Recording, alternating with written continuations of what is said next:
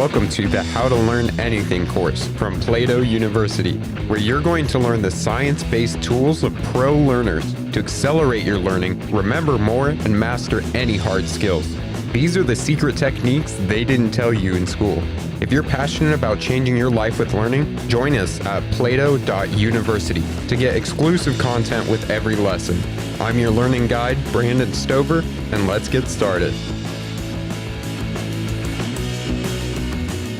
So today I'm going to introduce you to your first learning technique, and this is going to be active recall, sometimes called retrieval practice. Now, with every technique that I'm going to cover throughout the stages of explore, engage, and execute, I'm going to cover what the technique is, give an example of what the technique is, give you the science behind it, what happens in your brain and why it works, the results that you'll see by using this technique, how we apply this technique at Plato University throughout all of our courses, and then steps for you to apply it in anything that you're learning. All right, the first technique we're going to be learning is active recall. Now, active recall is also sometimes called retrieval practice, and later in the course we'll go out deeper over what retrieval practice is, but today we're going to be focusing on active recall. Now, at the heart of active learning lies something called active recall. In other words, you want to see if you can pull information from your own memory or work with it in your own mind rather than simply looking up the material. The more you retrieve the material and the broader the set of contexts you retrieve the materials in, the stronger and more broadly connected the neural links become. So let's take an example. Let's say that you're learning about the Web3 space and you're learning what NFTs are, non-fungible tokens. Instead of trying to consolidate the definition of a non-fungible token by looking it up in a dictionary or Googling it or something like that, try to retrieve the definition by testing yourself first. The act of retrieving information requires mental effort, and the more effort we exert, the better it is for our long-term memory. Retrieval practice involves recreating something you've learned in the past from your memory and thinking about it right now. In other words, a while after you've learned something by reading it in a book or hearing it in a class from your teacher, you need to bring it to your mind or retrieve it.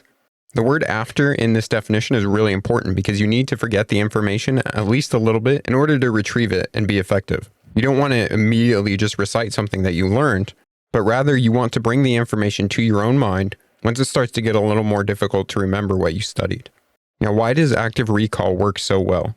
Well, when you're passively glancing at material, you aren't encouraged in your brain to create new neural connections. However, when you actively work with materials such as an active recall, you're forcing new spines to emerge in your neurons and connect with the axons of other neurons.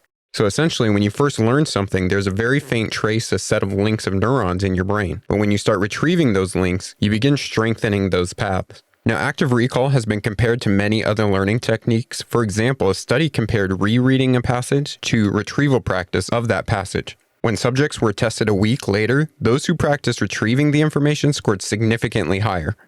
Now, another benefit of active recall is that it combats illusions of knowing. Numerous studies have shown that we are very bad at judging whether or not we've learned something. So practicing active recall is a solution to this because we either know it or we don't. And this feedback also really helps you to evaluate whether you've been spending your time productively or if changes are needed in the way that you're studying material. Now, why would you want to use active recall? What's the result going to be for you?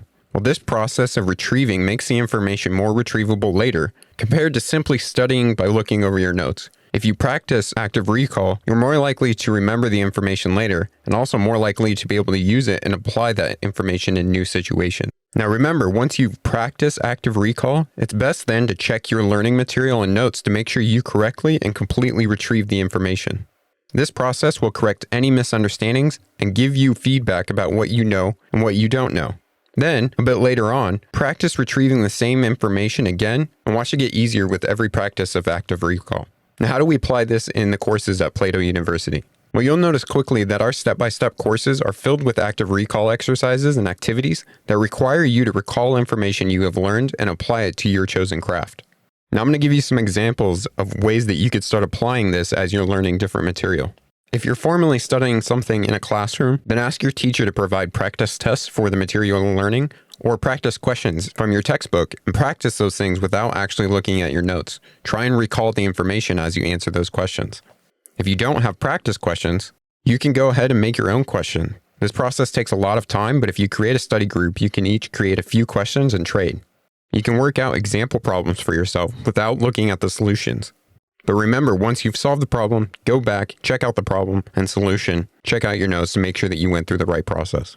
As you're reading, try to recall the key points from a book, article, or paper. Look away and see if you can recall the key ideas of what you're reading.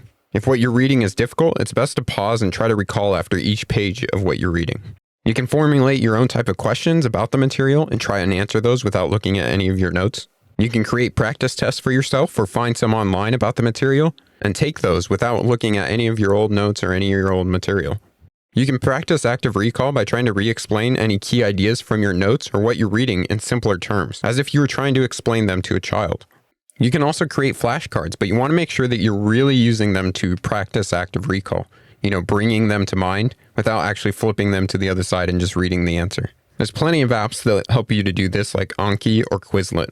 Another approach you can do is explain your thinking out loud to another person or teach the key concepts to someone else. An even simpler method than practice questions or flashcards is you can grab a piece of paper and try and write down everything that you know about the topic after you've learned it.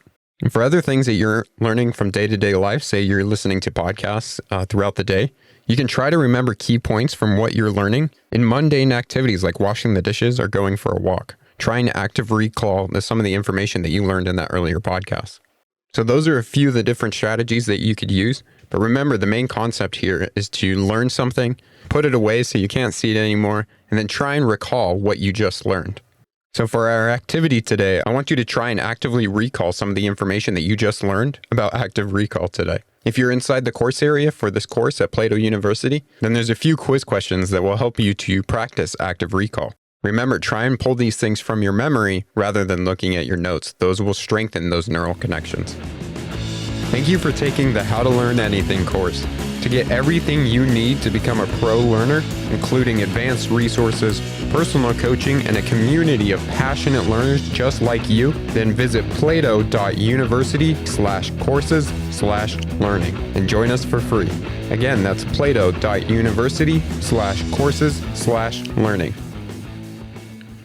This course was produced by Plato University, where students turn passions into purpose and learn skills to change the world. Learn more at plato.university.